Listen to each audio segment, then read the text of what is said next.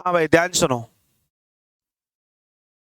Quantum mechanics अपना first paper है और ये न्यूक्लियर फिजिक्स वाला अपना सेकंड पेपर। पेपर सेकंड है और थर्ड अपना सॉलिड स्टेट फिजिक्स है। पैटर्न वही है, 33, 33 और 34। तो न्यूक्लियर फिजिक्स वाला कितने का है अपना, सुनो।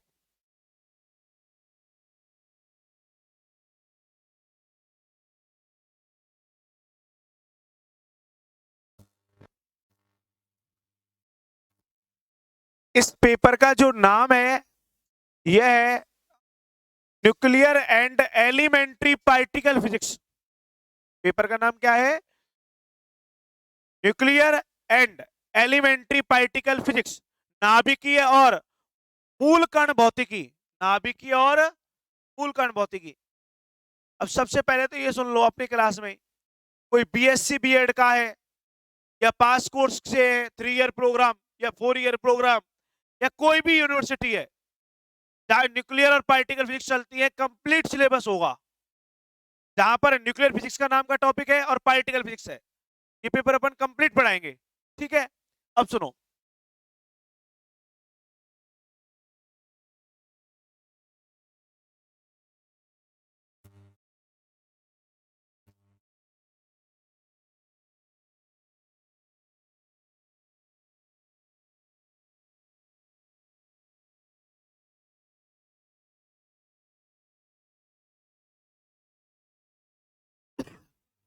ये अपना पेपर है भैया, paper second, nuclear and elementary particle physics. बाद में नोट करेंगे, पहले सुनना है इसको। वही कहानी है, इसमें अपनी 4 यूनिट है।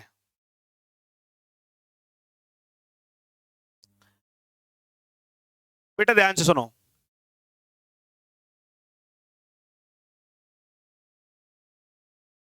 अपन को 4 यूनिट पढ़नी है, एक बार में सुन लिया कर। यूनिट फर्स्ट है, इसमें 2 चैप्टर है। यूनिट फर्स्ट में कितने चैप्टर हैं? 2 चैप्टर। और टोटल 3 टाइटल हैं इसके। कौन कौन से टाइटल हैं, अपन क्या क्या पढ़ेंगे यूनिट फर्स्ट में? फर्स्ट टॉपिक रहेगा जो न्यूक्लियस है, नाभिक है, उस नाभिक का इंट्रोडक्शन करेंगे कि नाभिक होता क्या है, नाभिक के बारे में जानकारी लेंगे और उसके फिर गुणधर्म पढ़ेंगे। पहला चैप्टर इसी का है, नाभिक क्या है और नाभिक के गुणधर्म क्या है। न्यूक्लियस के बारे में पढ़ेंगे, introduction of nucleus and properties of nucleus. Property का मतलब न्यूक्लियस का मास नंबर क्या होता है, द्रव्यमान संख्या होती है ना, एटॉमिक नंबर क्या होता है, चार्ज नंबर क्या होता है, न्यूक्लियस का मैग्नेटिक मोमेंट कैसे कैलकुलेट करते हैं, चुंबकीय आघूर्ण यदि हमको कैलकुलेट करना है तो किस प्रकार कैलकुलेट करेंगे। क्या नाभिक में क्वाड्रपोल मोमेंट भी होता है क्या, चतुर्ध्रुव आघूर्ण भी होता है क्या। नाभिक की यदि हमको स्पिन को डिफाइन करना है तो स्पिन को डिफाइन कैसे करेंगे। नाभिक के अंदर कोई और भी रहता है क्या, यदि कोई और रहता है तो वो एलिमेंट्री पार्टिकल कौन कौन है जो रहते हैं, उनके बारे में अध्ययन करना। मतलब अपन इंटरनल स्ट्रक्चर न्यूक्लियस है उसके बारे में स्टडी करेंगे। फिर अलग अलग साइंटिस्टों की नाभिक के बारे में अलग अलग अवधारणाएं, उनके बारे में अध्ययन करना है, ठीक है? तो ये अपना टॉपिक रहेगा। तो इसका टाइटल इधर देखो अपन इसका टाइटल डालेंगे प्रॉपर्टीज ऑफ न्यूक्लियस।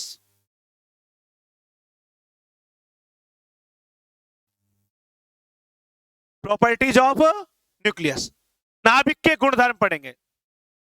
और सेकंड टाइटल डालेंगे अपन इसमें नाभिकीय फोर्सों के बारे में पढ़ेंगे।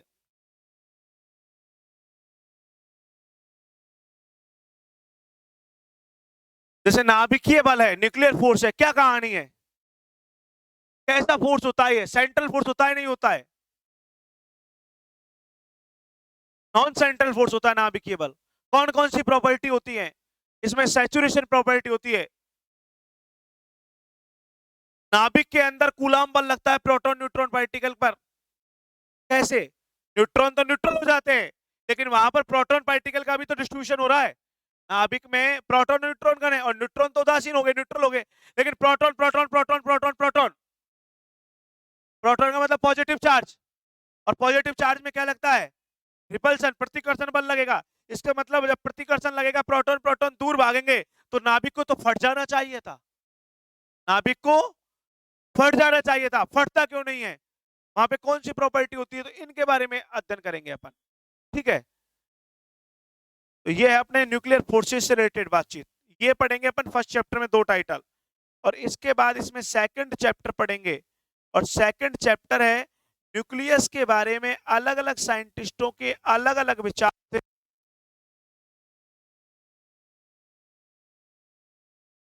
न्यूक्लियर मॉडल, न्यूक्लियर मॉडल, जैसे विजेकर और बेथे ने बताया था, साइंटिस्ट के नेम है, उन्होंने बताया नाभिक एक द्रव बूंद के समान है। जो न्यूक्लियस होता है वो किसके समान होता है? Liquid drop model. यह है liquid drop model. Nucleus as a liquid behave show करता है, जो लिक्विड की ड्रॉप होती है उसके समान व्यवहार व्यक्त करता है। फिर आया सेल मॉडल। कौन सा मॉडल आया था? सेल मॉडल आया, कोष मॉडल, नाभिक के बारे में। ये पढ़ना है अपन को यूनिट फर्स्ट में। तो यूनिट फर्स्ट में नाभिक के गुणधर्म, नाभिक का इंट्रोडक्शन, और नाभिक के मॉडल, और नाभिक में कौन कौन से बल कार्य करते हैं, उनमें नाभिकीय बल का क्या योगदान, ये तुम्हारी यूनिट फर्स्ट है। इसके बाद सेकंड है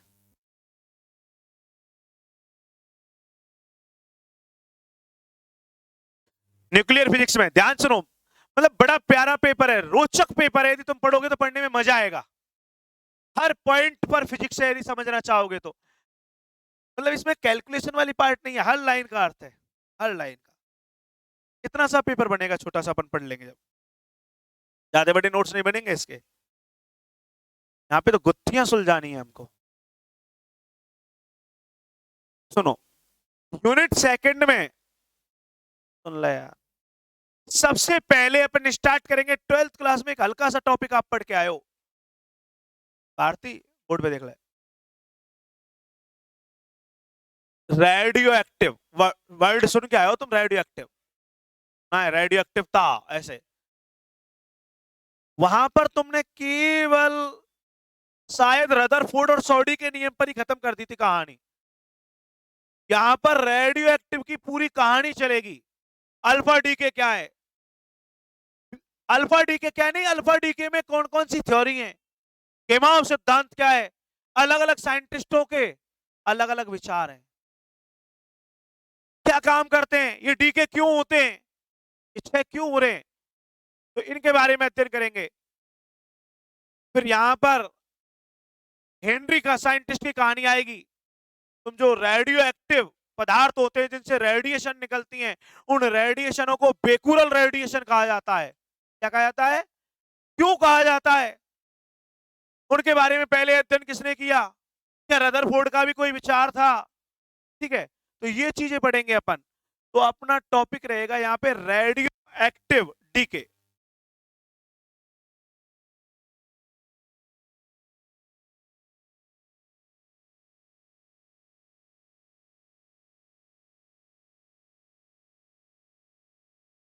रेडियो एक्टिवता 6 के बारे में अध्ययन करेंगे। डीके का मतलब होता है 6। पहले तो ये चैप्टर पढ़ना है अपन को।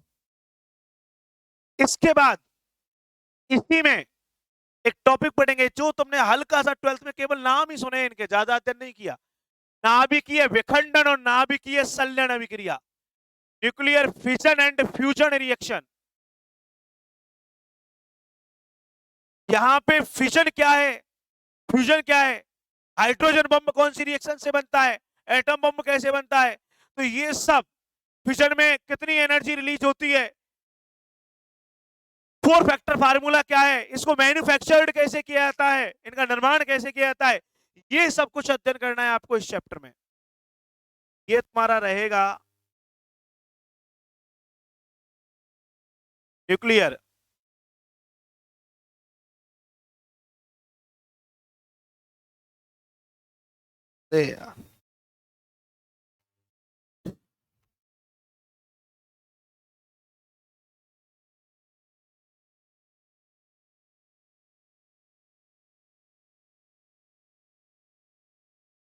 ये चैप्टर पढ़ेंगे अपन, फ्यूजन एंड विखंडन और संलयन।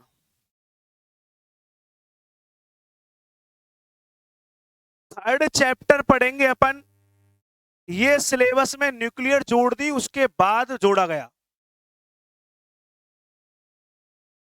न्यूक्लियर जोड़ने के बाद जोड़ा गया, ये पेपर लागू हो गया तो लगभग इस चैप्टर को जोड़े 2 या 3 साल ही हुई है जो मैं ये लिख रहा हूं।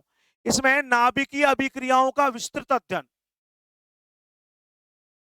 जैसे नाभिकीय अभिक्रिया होगी तो ये जैसे कार्बन का न्यूक्लियस है, इसमें ये एटॉमिक नंबर होता है, आपको पता हो तो यही प्रोटॉन नंबर होता है, ये मास नंबर होता है, मास नंबर होता है प्रोटॉन प्लस न्यूट्रॉन। यहां पे कोई ऐसा कंटेंट रिएक्शन करे कि इसके प्रोटॉन को खा जाए, इसके प्रोटॉन को तोड़ के ले जाए, कोई ऐसा यहां पर न्यूक्लियस काम करे कि इसके न्यूट्रॉन को खा जाए, प्रोटॉन को खाए तो कौन सी रिएक्शन बनेगी, न्यूट्रॉन को खाए तो कौन सी रिएक्शन बनेगी, हो सकता है यही टूट जाए, किसके प्रेजेंस में टूट रहा है।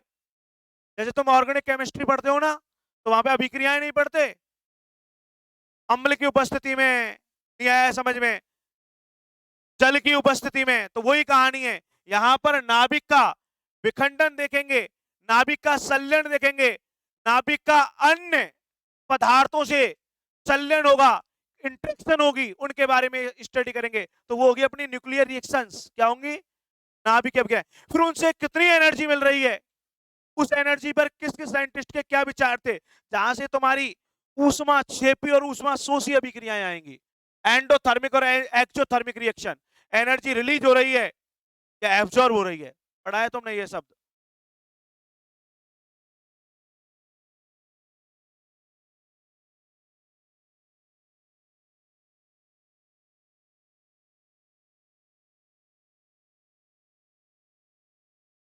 न्यूक्लियर रिएक्शंस, नाभिकीय अभिक्रियाओं के बारे में ये पढ़ोगे यूनिट सेकंड में। यूनिट थर्ड सबसे छोटी यूनिट है, इसमें आपको नोट्स प्रदान किए जाएंगे और ये यूनिट मात्र 3 दिन में हो जाएगी।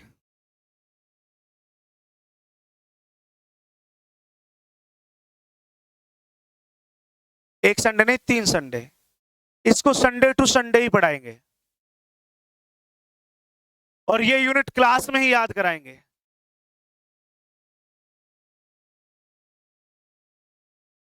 इस यूनिट में 2 टॉपिक है, एक है डिटेक्टर, संसूचक, जो डिटेक्शन करेगा ये बताएगा कणों के बारे में, ये इलेक्ट्रॉन है, ये प्रोटॉन है, ये न्यूट्रॉन है, ये न्यूट्रिनो है, ये लेप्टॉन है, ये हाइड्रॉन है, नहीं आया समझ में, कणों के बारे में बताएगा, आइडेंटिफाई करेगा कि ये कण कौन सा है, कण की पहचान जो मेजर करेगा कण के बारे में, उसे अपन डिटेक्टर बोलते हैं, क्या बोलते हैं, डिटेक्टर। और तुम्हारे सिलेबस में सबसे इंपॉर्टेंट एक साइंटिस्ट है जिसका नाम है गाइगर, गाई, और एक का नाम है मूलर, क्या नाम है, तो शॉर्ट में इसको बोलते हैं जीएम, गाइगर, तो जीएम काउंटर के नाम से एक डिटेक्टर पढ़ाएंगे जो पेपर में आएगा 100%, पेपर में आएगा। क्यों आएगा, क्योंकि आधी यूनिट इसी टॉपिक की है, गाइगर मूलर काउंटर, आगे बात हर साल आता है, आज तक ऐसा कभी नहीं हुआ, नींद आ रही है, सुन ले। तो डिटेक्टर क्या होते हैं, जो डिटेक्शन करते हैं, क्या करते हैं, संसूचन करने वाला उपकरण संसूचक कहलाता है, पार्टिकल को आइडेंटिफाई करे, पहचान दे पार्टिकल की, ये बताए इसका चार्ज क्या है, इसका मास क्या है, इसका स्पिन क्या है, समझ में आया, कण के गुणधर्मों की व्याख्या करेगा, अरे सुन ले।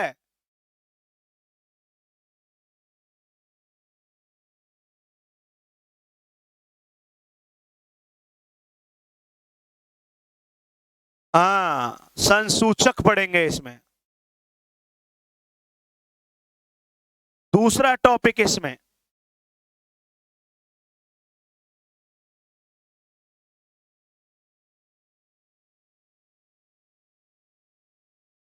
ये है त्वरक। क्या है? एक्सेलरेटर। ये क्या होता है? ये बाइक वाला नहीं है, ये पार्टिकल का एक्सेलरेशन करेगा। क्या फीचर फीचर वैसे नींदों में सन। साइक्लोट्रॉन। कौन सा ट्रॉन? ये क्या करेगा? कण को डालेंगे और कहेंगे इसकी ऊर्जा बढ़ा, उसे एनर्जेटिक पार्टिकल बनाएगा, उसको एनर्जेटिक। त्वरक नाम से पता चल रहा है, त्वरक मतलब जो त्वरण उत्पन्न करे। बेटा एक्सेलरेटर जो एक्सेलरेशन जनरेट करे। एक्सेलरेशन जनरेट का मतलब है चेंज इन वेलोसिटी, वेग में परिवर्तन करे। साइक्लोट्रॉन में तुम याद करो D1 D2 में ऐसे घुमाते रहते थे और लास्ट में होल लगा के उसे ऊर्जावान करने बना देते थे एनर्जेटिक पार्टिकल। यही तो कहानी। तो ऐसे अपन को एक्सेलरेटर पढ़ने हैं। 4-5 है सिलेबस में। Cyclotron, linear accelerator, synchrotron, betatron, cyclosynchrotron, बस ये है अपनी यूनिट। और न्यूक्लियर फिजिक्स की जिसे आत्मा कहा जाता है।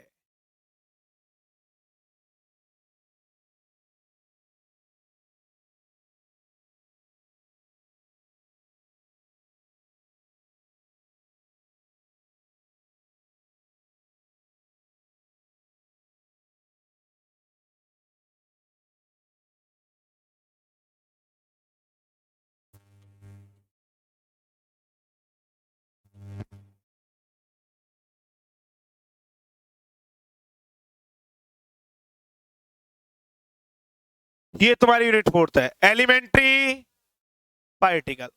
मतलब ये पेपर में अपनी 2 फिजिक्स हैं, एक न्यूक्लियर फिजिक्स है और एक एलिमेंट्री पार्टिकल फिजिक्स है। ये तुम्हारी यूनिट 4 है।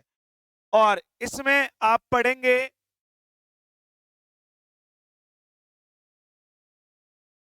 सबसे पहले एलिमेंट्री पार्टिकल। एलिमेंट्री पार्टिकल किसे कहते हैं? मौलिक कण।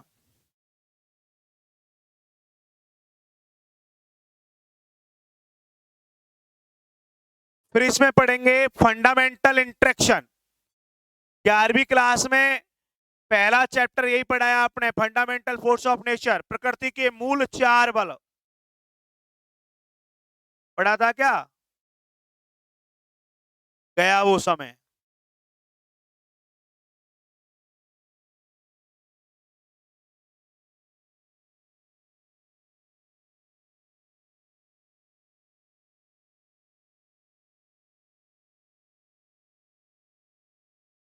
गुरुत्वाकर्षण बल, विद्युत बल नहीं पढ़े गए या आपने? दुर्बल बल, नाभिकीय बल, ये 4 बल पढ़े थे। ग्रेविटेशनल फोर्स, इलेक्ट्रिक फोर्स जिसे कूलाम फोर्स कहते थे, वीक फोर्स और न्यूक्लियर फोर्स। तो इन फोर्सेस को अपन यहाँ पे इंट्रैक्शन की फॉर्म में पढ़ेंगे, इन फोर्सेज की स्टडी। और इसमें लास्ट टॉपिक होगा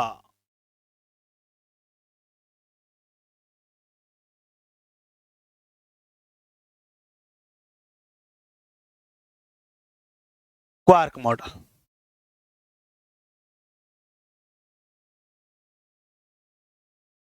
क्वार्क मॉडल सबसे बड़ी यूनिट ये है, मेरे अकॉर्डिंग ये जनवरी में कंप्लीट होगी, बाकी ये फरवरी में कंप्लीट हो जाएंगी तीनों मेरे अकॉर्डिंग। ये जनवरी में कंप्लीट होगी और जल्दी हो जाती है तो अपने अच्छी बात है।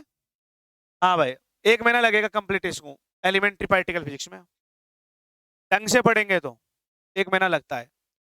ये पढ़ना है अपन को न्यूक्लियर फिजिक्स के अंतर्गत। समझ में आ गया? पेपर खत्म हो गया।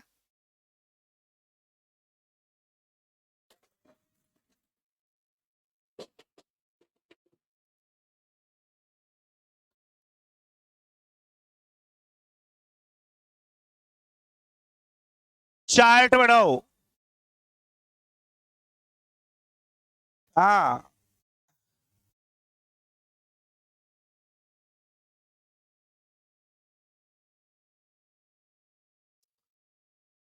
कई यूनिवर्सिटी में, मैं 4 यूनिवर्सिटी की बात कर रहा हूँ, इनमें 33 का होता है, ऑनर्स का है तो 75 का होता है, बाकी अलग अलग यूनिवर्सिटी में डिस्ट्रीब्यूशन अलग अलग होता है नंबर का। ठीक है, बनाओ चार्ट भैया तुरंत।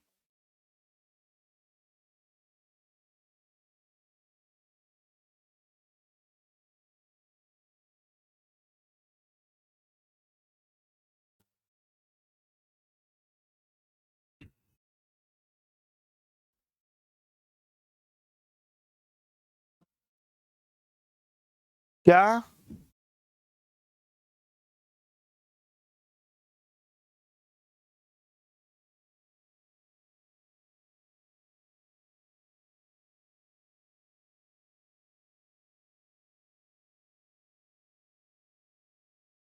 करो भैया नोट।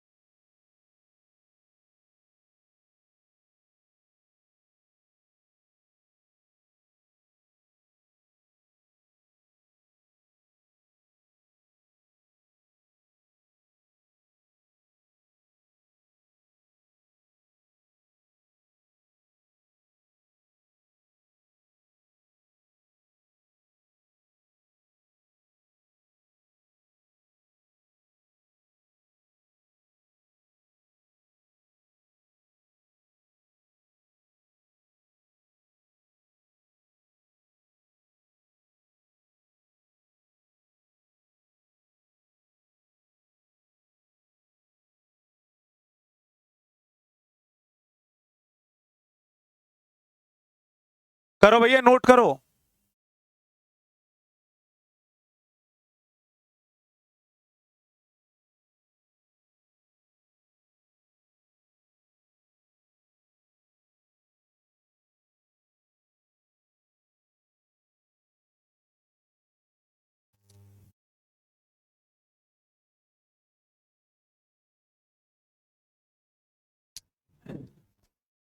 अब कोई भी यूनिवर्सिटी का बच्चा है वो आराम से ये टॉपिक मैच कर सकता है। ये मैं इसलिए लिखवाता हूँ, समझ में आ गया? जैसे कोई अलग यूनिवर्सिटी का है तो ये टॉपिक पढ़ाएंगे। अब मैच कर लो तुम्हारे सिलेबस में कितना मैच हो रहा है।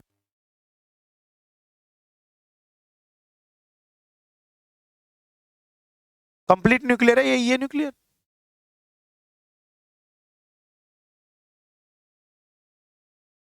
चलो तो आगे चलते हैं।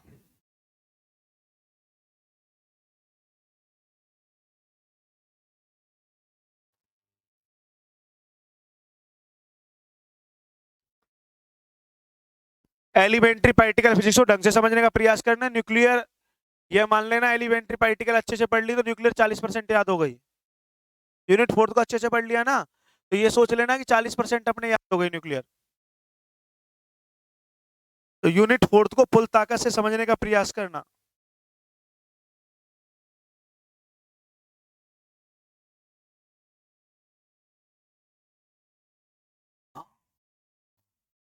लिख दिया।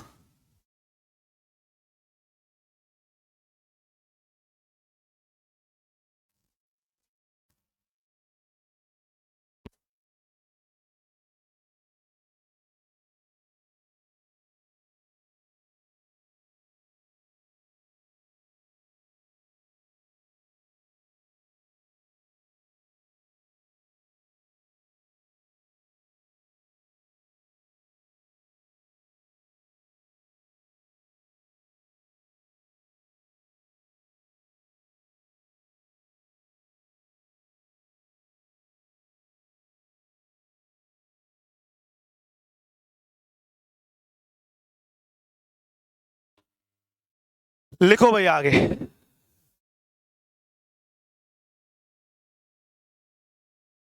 लिख दिया। तो ये सिलेबस पढ़ना है अपन को, इन टॉपिक्स के बारे में स्टडी करेंगे। तो सबसे पहले लिखो, अपन स्टार्ट करेंगे सबसे पहले एलिमेंट्री पार्टिकल फिजिक्स। तो लिखो यूनिट 4। सबसे पहले जो अपन स्टार्ट करेंगे, कौन सी फिजिक्स स्टार्ट करेंगे?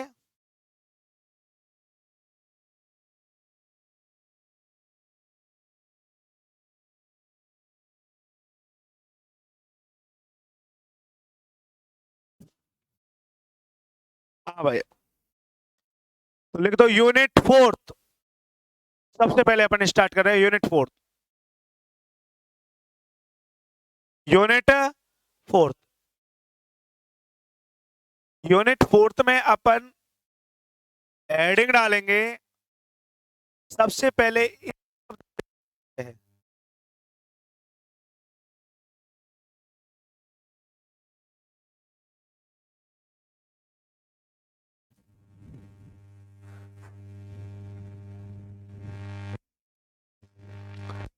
एलिमेंट्री पार्टिकल,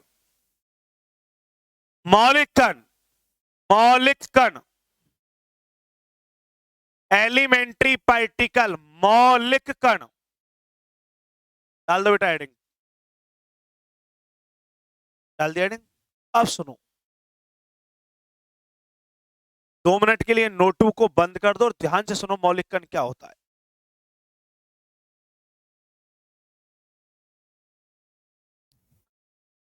बेटा जो पार्टिकल फिजिक्स है वो मौलिक कण को परिभाषित करने के लिए एक अवधारणा देती है।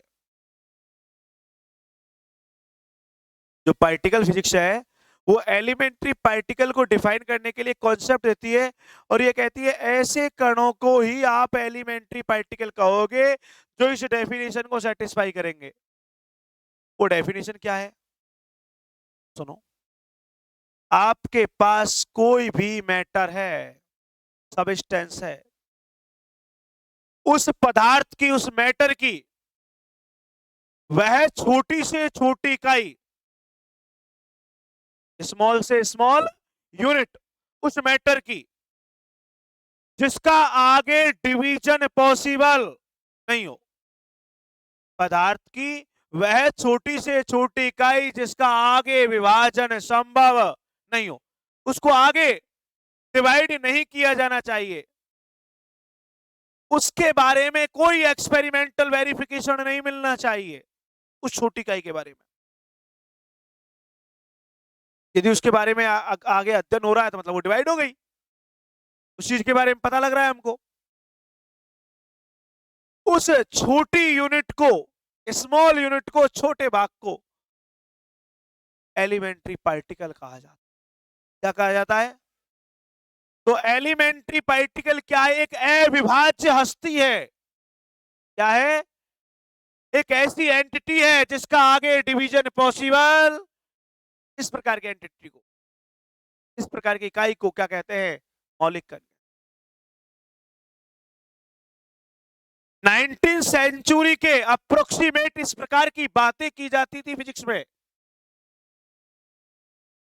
19वीं शताब्दी के समथिंग बात कर रहे हैं, जब डाल्टन मॉडल के समथिंग बात कर रहे थे अपन। डाल्टन मॉडल आया कि परमाणु का आगे विभाजन संभव, जो अणु है वो परमाणुओं से मिलकर बना होता है और परमाणु का आगे विभाजन संभव। ऐसा तुमने 9th क्लास की साइंस की बुक में भी पढ़ के आए थे। परमाणु और अणु में जब अंतर लिखते थे तो वहां पे एक लाइन लिखते थे, परमाणु अविभाज्य कण है, ये लिखा था। एटम है, उसका डिवीजन पॉसिबल।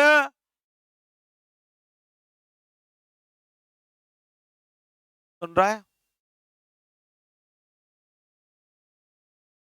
लेकिन जैसे जैसे समय आगे बढ़ता गया,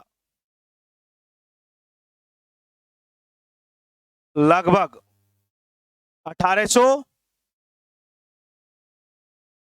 मतलब 19वीं शताब्दी का अंत की बात आ गई, अंत की बात आ गई। तू मूर्ख है। ये 20वीं शताब्दी नहीं, 19वीं शताब्दी का अंत है। 1801। 11 किसकी लाइन है? 20 की है कि 10 की है? 11 किसकी लाइन है? अब आ गई समझ में? अच्छा, फिर क्यों कर रहा था यूं चश्मा लगा के?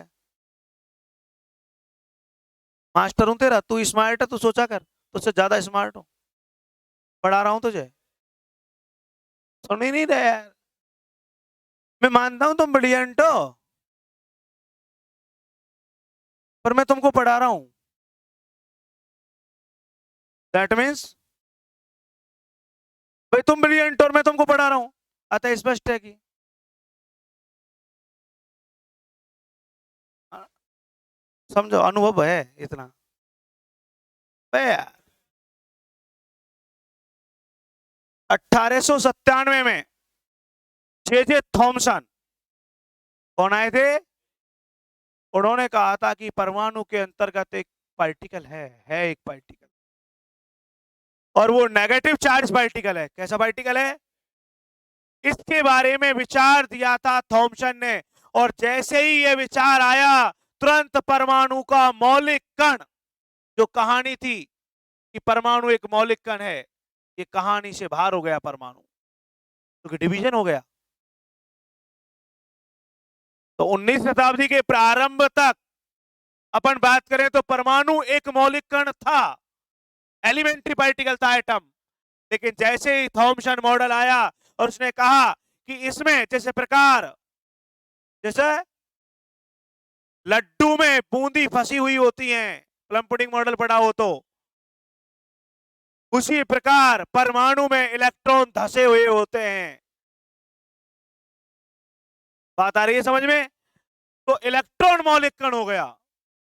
कौन हो गया? लेकिन समय जैसे जैसे आगे बढ़ता गया,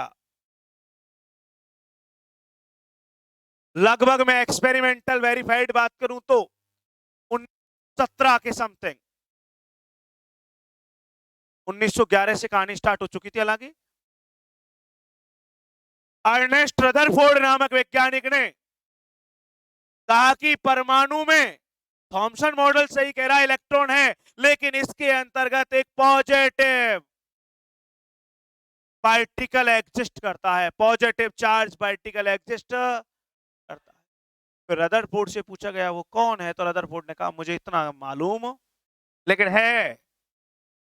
लेकिन तो रदरफोर्ड की अवधारणा के अनुसार ये एक्सपेरिमेंटल वेरीफाइड हुआ, जो रदरफोर्ड एल्फा स्कैटरिंग एक्सपेरिमेंट के नाम से पॉपुलर हुआ। रदरफोर्ड एल्फा प्रकीर्णन प्रयोग कि परमाणु के अंतर्गत धनावेशित कण होता है, पॉजिटिव चार्ज पार्टिकल एग्जिस्ट करता है। हालांकि बाद में गोल्डस्टीन नामक वैज्ञानिक ने उसका नामकरण किया कि वो प्रोटॉन है, वो प्रोटॉन है, जबकि रदरफोर्ड कहानी तक उसे नाभिक कहा जाता था, नाभिक, न्यूक्लियस। लेकिन समय अपनी गति को और बढ़ाता गया, और लगभग 1932 के something proton neutron model James Chadwick नामक साइंटिस्ट ने दिया। उसने कहा नाभिक के अंतर्गत प्रोटॉन है, लेकिन इसके साथ साथ इसमें एक एलिमेंट्री पार्टिकल और एग्जिस्ट करता है, एक मौलिक कण और होता है। जब कहानी सुनाई गई कि नाभिक है, तो नाभिक पे तो पॉजिटिव चार्ज होता है, वो पार्टिकल होगा तो उसका चार्ज भी तो होगा, और उसका चार्ज होगा तो न्यूक्लियस के चार्ज की प्रॉब्लम क्रिएट होगी। उसने कहा चिंता मत करो, जो अंदर बैठा है वो चार्ज से कोई बिहेव नहीं रखता है, वो न्यूट्रल है। क्या है वो? तो उस समय नाभिक का मौलिक कण अस्तित्व भी खतरे में आ गया। जो न्यूक्लियस है, जिसे एलिमेंट्री पार्टिकल कहा जा रहा था, अब उसे भी नहीं कह सकते, क्योंकि उसका भी क्लासिफिकेशन हो गया, वर्गीकरण हो गया प्रोटॉन और न्यूट्रॉन में। तो लगभग 1932 के समथिंग परमाणु के अविभाज्य की अवधारणा समाप्त होकर electron, proton, neutron, elementary particle का कॉन्सेप्ट आ चुका कि मौलिक कण कौन है? इलेक्ट्रॉन, प्रोटॉन और ये मौलिक कण है जिनका आगे विभाजन संभव। लेकिन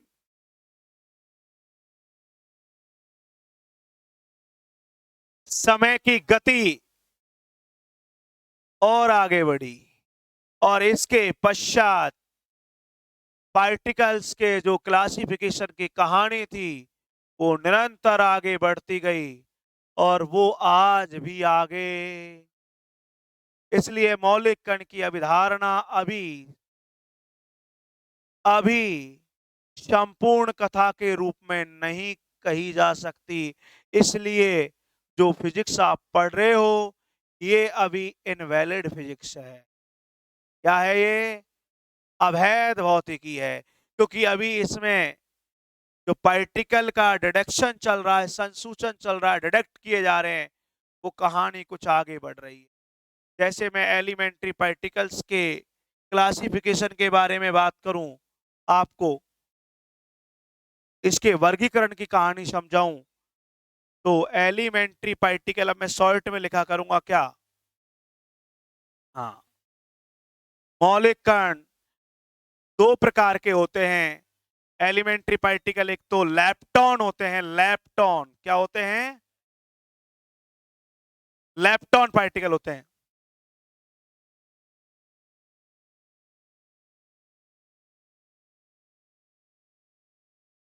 एक हेड्रॉन होते हैं। क्या होते हैं?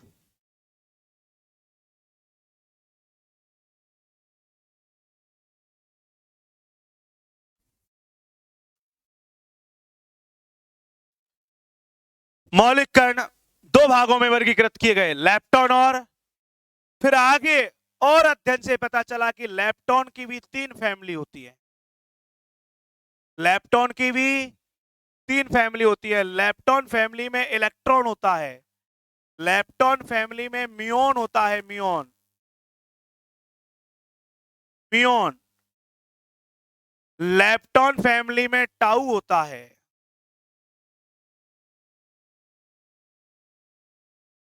फिर इनका अध्ययन से पाउली की कहानी से पता चलता है कि प्रत्येक फैमिली में दो दो मेंबर होते हैं। इलेक्ट्रॉन फैमिली इलेक्ट्रॉन फैमिली में इलेक्ट्रॉन और इलेक्ट्रॉन का न्यूट्रिनो होता है।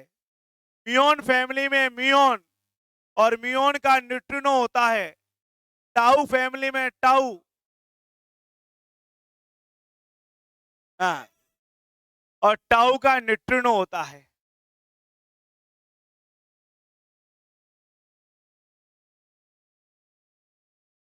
मौलिक कण का वर्गीकरण दो भागों में किया गया, लेप्टॉन और लेप्टॉन तीन प्रकार के बताए गए, तीन परिवार होते हैं लेप्टॉन फैमिली में।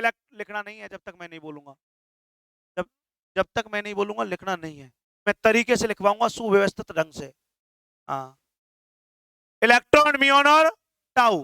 प्रत्येक फैमिली में दो मेंबर हैं, इलेक्ट्रॉन, इलेक्ट्रॉन का न्यूट्रिनो, सुन ले, इलेक्ट्रॉन, म्यून, म्यून का न्यूट्रिनो, टाउ। फिर आगे बताया गया कि ये हेड्रॉन भी दो प्रकार का होता है। ये हेड्रॉन भी मैसोन होता है। क्या होता है? और बैरियन होता है। ये भी दो भागों में विभाजित किया गया, मैसोन और फिर आगे अध्ययन से पता चला मैसोन भी तीन होते हैं। मैसोन भी एक पायोन होता है, एक कायोन होता है, एक ईटा होता है। फिर आगे अध्ययन से पता चला पायोन भी तीन होते हैं,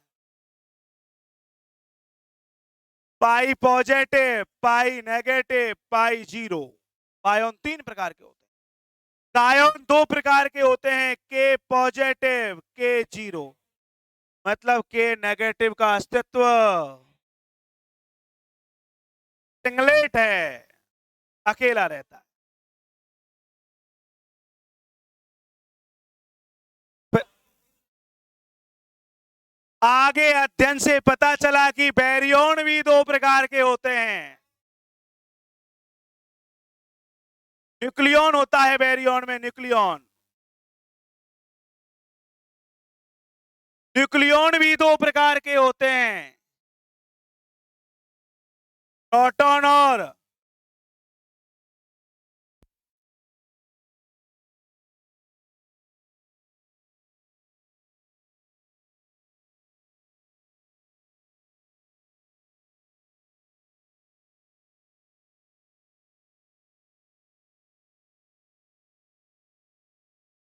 हाँ भाई सुनो ध्यान से। क्लास में बात कर रहा है फोन पे यार, हमारी छाती पे बैठ के मूर्ख प्राणी। यहाँ बैठा है बात कर रहा है फोन पे। बैरियन भी दो प्रकार के होते हैं, एक न्यूक्लियन होता है, एक हाइप्रोन होता है।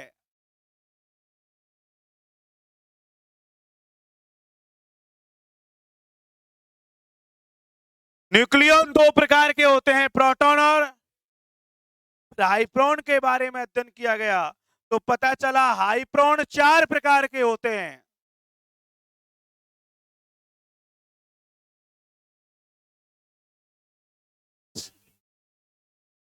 सिग्मा होता है हाइप्रोन में, ओमेगा होता है,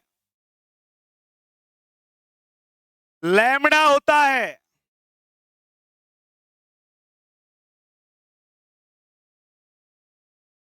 एक कास्केड होता है, इसे जाई पार्टिकल भी कहा जाता है, कास्केड या जाई। फिर आगे अध्ययन से पता चला सिग्मा भी 3 होते हैं, sigma positive, sigma negative, sigma zero. Omega है, लैम्डा भी सिंगलेट होता है, कास्केड डबलेट होता है। कास्केड को ध्यान से देखना कैसे लिखना है, ऐसे स्टाइल में ही लिखनी है, ये होता है कास्केड। कास्केड नेगेटिव और कास्केड जीरो होता है। पॉजिटिव डिटेक्ट नहीं हुआ, अभी खोज नहीं हुई। ये पार्टिकल केवल अन्योन क्रिया के आधार पर खोजे गए हैं। अभी चक्रण के आधार पर भी कहानी है। चक्रण के आधार पर 2 प्रकार के होते हैं, फर्मी और बोसोन। फिर बोसोन 2 प्रकार के होते हैं। अभी अपन बात कर रहे हैं on the basis of interaction, अन्योन क्रिया। फिर बात करेंगे चक्रण के आधार पर और एक एक पार्टिकल के बारे में अध्ययन करेंगे। लेकिन सन 1928 में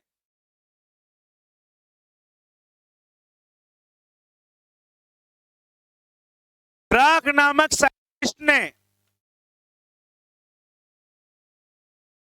एक कल्पना की 1928 में, 1928 में ड्राक नामक वैज्ञानिक ने एक कल्पना की कि इस यूनिवर्स में, इस ब्रह्मांड में यदि कण है, यदि, तो उसका प्रतिकण विद्यमान करता है, उसका प्रतिकण विद्यमान होता है। यदि पार्टिकल है तो उसका एंटी पार्टिकल एग्जिस्ट करेगा। जिस प्रकार सुख है तो भगवान है तो भूत है, गॉड है तो घोस्ट है। समझ में आया? बात आ रही है समझ में? तो इसी प्रकार पार्टिकल का एंटी पार्टिकल एग्जिस्ट करेगा, कण का प्रतिकण होगा। लेकिन ये केवल परिकल्पना थी। ये क्या थी? हाइपोथेसिस, परिकल्पना थी। सन 1932 में इस ड्राक की परिकल्पना का साकार रूप देने के लिए कार्ल एंडरसन साइंटिस्ट आया। कार्ल, उसने कहा कि ड्राक एकदम सही कह रहा है और इस कहानी को कॉस्मिक रे का यूज करके, अंतरिक्ष किरणों का उपयोग कर कर पार्टिकल और एंटी पार्टिकल के कॉन्सेप्ट को एक्सपेरिमेंटल वेरीफाइड किया। कण और प्रतिकण की अवधारणा को प्रयोगों द्वारा प्रमाणित किया। किसने? परिकल्पना किसने की थी और इसको साकार रूप किसने दिया, वेरीफाइड किसने किया? कार्ल एंडरसन ने 1932 में। उसने कहा इलेक्ट्रॉन एक कण है और इसी के समान गुणधर्म रखने वाला एक कण और विद्यमान होता है जिसकी प्रकृति इसके विपरीत होती है, नेचर अपोजिट होती है, जिसे पॉजिट्रॉन कहा जाता है। क्या कहा जाता है? तो वो इलेक्ट्रॉन का क्या है, एंटी पार्टिकल। ऐसे ही प्रत्येक कण का क्या होता है। तो ये अपन ने अभी कण पढ़े, अब इन सब के क्या होंगे, एंटी पार्टिकल।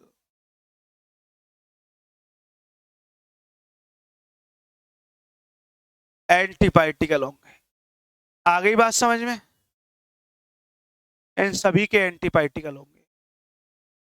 सुन ले, यदि कण है और उसका प्रतिकण विद्यमान कर रहा है, जैसे इलेक्ट्रॉन का एंटी पार्टिकल है, तो ये पार्टिकल फिजिक्स का क्या बोल रही है, प्रत्येक कण का। इसका मतलब प्रोटॉन का भी होगा, न्यूट्रॉन का भी होगा, एंटी प्रोटॉन भी होगा और एंटी, बाहर से दिखाते हैं एंटी पार्टिकल को ऊपर क्या लगाते हैं, जैसे प्रोटॉन पार्टिकल ऊपर लगा दिया बाहर, तो ये एंटी पार्टिकल, इसे बोलेंगे एंटी प्रोटॉन। क्या बोलेंगे, प्रोटॉन और न्यूट्रॉन मिलकर नाभिक का निर्माण करते हैं। पढ़ाया अपन ने, प्रोटॉन और न्यूट्रॉन न्यूक्लियस को डिजाइन करते हैं। और आप बोल रहे हो प्रत्येक कण का एलिमेंट्री पार्टिकल है, तो इसका मतलब एंटी प्रोटॉन और एंटी न्यूट्रॉन मिलकर एंटी न्यूक्लियस बनाएंगे, तो इसका मतलब तो प्रतिनाभिक भी है, एंटी न्यूक्लियस भी है। यदि एंटी न्यूक्लियस है और इलेक्ट्रॉन का एंटी पार्टिकल पॉजिट्रॉन है, जिस प्रकार नाभिक की कक्षा में इलेक्ट्रॉन चक्कर लगाता है, उसी प्रकार एंटी न्यूक्लियस के ऑर्बिटल में पॉजिट्रॉन चक्कर लगाएगा। इट मींस एंटी एटम भी होगा, एंटी प्रति परमाणु भी होगा। तुम बोलते हो एटम के द्वारा, परमाणुओं के द्वारा मॉलिक्यूल डिजाइन होता है, तो एंटी एटम से एंटी मॉलिक्यूल भी होगा। अणुओं से इस ब्रह्मांड का निर्माण होता है, भाई अणुओं से पदार्थ बनता है और पदार्थ से ब्रह्मांड, मॉलिक्यूल से मैटर और मैटर से यूनिवर्स डिजाइन होता है। यदि प्रति परमाणु से प्रति अणु का निर्माण हो रहा है, तो प्रति अणु से प्रति पदार्थ और प्रति पदार्थ से प्रति यूनिवर्स, एंटी यूनिवर्स भी होगा। इसका मतलब एक दूसरी दुनिया होगी।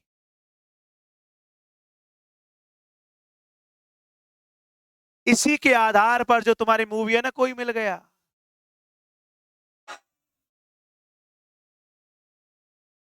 यहां तक कि हाइड्रोजन एटम का एंटी एटम एक्सपेरिमेंटल लैब में डिटेक्ट भी हो चुका है,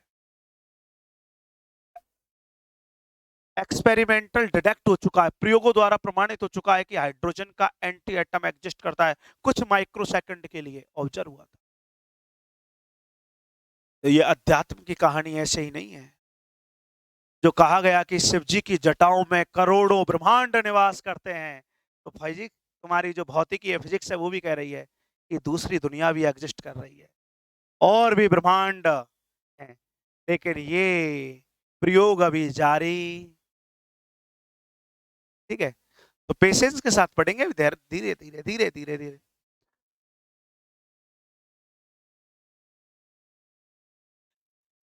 तो सबसे पहले हेडिंग डालो मौलिक कण, एलिमेंट्री पार्टिकल, फिर उसके बारे में स्टडी करना। कल से लिखोगे।